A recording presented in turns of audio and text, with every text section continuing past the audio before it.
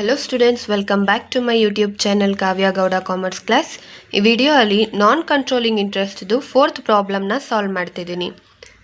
P acquired 80% of the total 1 lakh shares of S of rupees 10 by paying 12 lakhs on 1st Jan 2022. On the date of acquisition, the shares of S were quoted at 22.50 rupees in the market. During 2022, S earned a profit of 25 lakhs.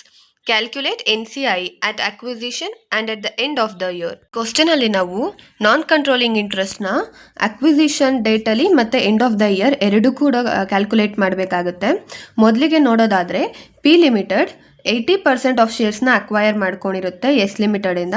ಅದು ಹೇಗೆ ಅಂದರೆ 10 rupees pay ಮಾಡಿರುತ್ತೆ.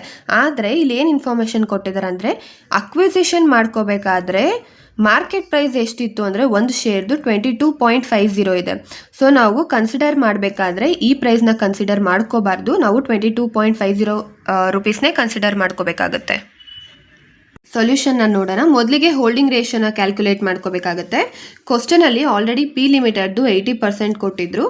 So S ಲಿಮಿಟೆಡ್ದು ಎಷ್ಟಿರುತ್ತೆ ಅಂದರೆ 100 - 80 20% ಇರುತ್ತೆ.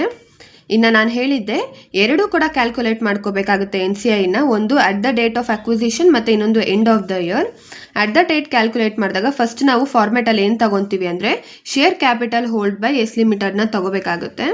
ನಾನು ನೋಡಿ ಇಲ್ಲಿ mention ಮಾಡಿದ್ದೀನಿ ಫೇರ್ ವ್ಯಾಲ್ಯೂ ಯಾಕೆ ಅಂದರೆ ಕ್ವಶನಲ್ಲಿ 10 ಇದೆ, ನಾವು ಬಟ್ 10 ತೊಗೊಬಾರ್ದು. 22.50 ಮಾರ್ಕೆಟ್ ವ್ಯಾಲ್ಯೂ ಆಗಿರೋದ್ರಿಂದ fair value of share capital hold by S limited ಎಷ್ಟು ಅಂದರೆ 1 lakh ಆಲ್ರೆಡಿ ಕಂಪ್ನಿಯಲ್ಲಿ ಶೇರ್ಸ್ ಇದೆ, ಅದನ್ನು 20% ಇಲ್ಲಿ ಎಸ್ ಲಿಮಿಟೆಡ್ದು ಹೋಲ್ಡಿಂಗ್ ರೇಷಿಯೋ ಎಷ್ಟಿದೆ ಅಂದರೆ 20% ಇದೆ.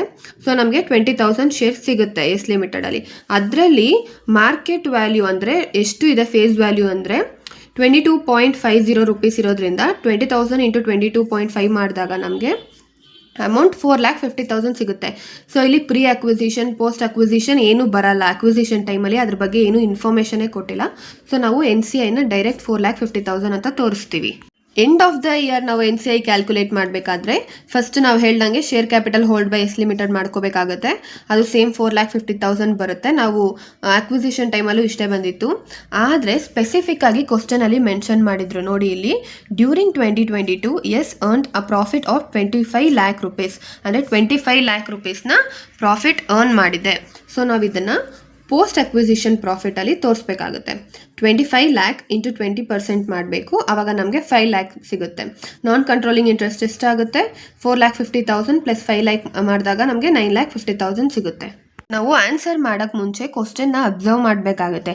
ಏನಾದರೂ ಪೋಸ್ಟ್ ಅಕ್ವಿಸಿಷನ್ ಪ್ರಾಫಿಟ್ ಇದೆಯಾ ಅಥವಾ ಪ್ರೀ ಅಕ್ವಿಸಿಷನ್ ಪ್ರಾಫಿಟ್ ಇದೆಯಾ ಅಂತ, ಆಮೇಲೆ ನಾವು ಆನ್ಸರ್ನ ಮಾಡಬೇಕಾಗುತ್ತೆ. ಈ ಕ್ವಶನಲ್ಲಿ ಏನು ಎಕ್ಸ್ಟ್ರಾ ಅಡ್ಜಸ್ಟ್ಮೆಂಟ್ಸ್ ಇರಲಿಲ್ಲ, ತುಂಬ ಸಿಂಪಲ್ ಆಗಿತ್ತು. ಸೊ ಈ ವಿಡಿಯೋ ಏನಾದರೂ ನಿಮಗೆ ಇಷ್ಟ ಆಗಿದ್ರೆ ಲೈಕ್ ಮಾಡಿ, ಶೇರ್ ಮಾಡಿ ಮತ್ತು ಸಬ್ಸ್ಕ್ರೈಬ್ ಮಾಡಿ. Thank you.